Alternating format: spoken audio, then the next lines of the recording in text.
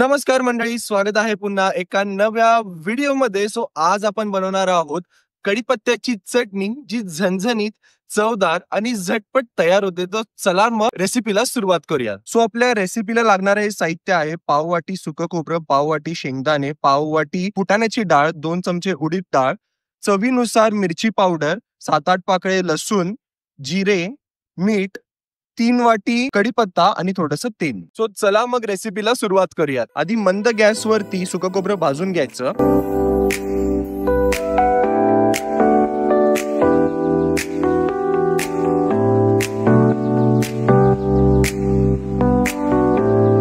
कढईत 2 चमचे तेल टाकून आता शेंगदाणे भाजून घ्यायचे.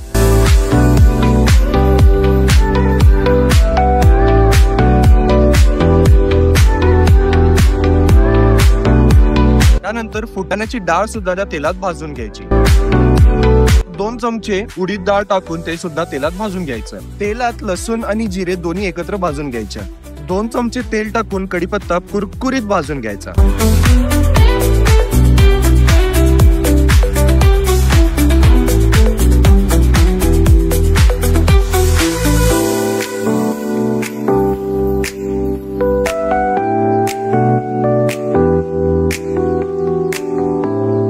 आपल्या आवडीनुसार तुम्ही मिरची पावडर टाकू शकता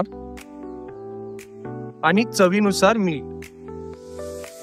कढीपत्ता थंड झाल्यावरती सगळे इन्ग्रेडियंट्स मिक्सर मध्ये मिक्स करून घ्यायचे आहेत.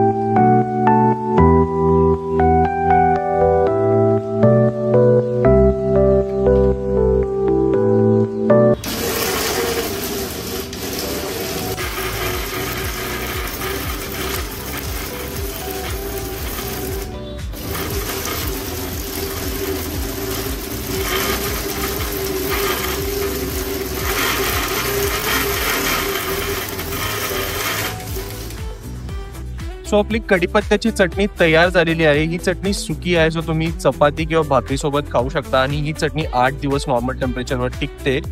आणि कढीपत्ता आपल्या केसांसाठी, डोळ्यांसाठी, त्वचेसाठी खूप उपयोगी आहे. तर ही चटणी फक्त चवीलाच चांगली नाही, तर तुमच्या आरोग्यासाठी सुद्धा खूप चांगली आहे.